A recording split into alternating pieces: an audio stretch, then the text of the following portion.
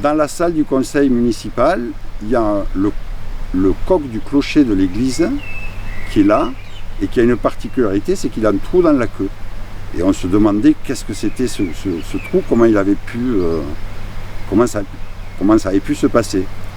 Et un vieux résistant qui habitait Poulou, qui habitait à Ardouane, nous a raconté que pendant la guerre, il était dans le maquis, et le chef du maquis, c'était Monsieur Loriol, qui est un personnage emblématique du village, qui était aussi l'instituteur du village, que tout le monde appelait le maître.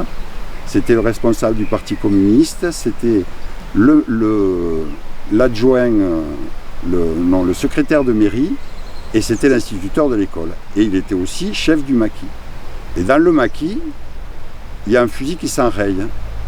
Et donc, comme ils ne savaient pas que faire, ils descendent au village voir M. Loriol, qui à ce moment-là était en classe, à la Caminade, l'école était à côté de l'église. Il porte le fusil, il le donne à M. Loriol, et c'était pendant la récréation. Donc, au milieu des enfants de l'école, M. Loriol prend le fusil, il réussit à le débloquer, et pour voir si ça marchait, il vise le coq de l'église, il tire, il fait un trou dans la queue du coq de l'église, et voilà.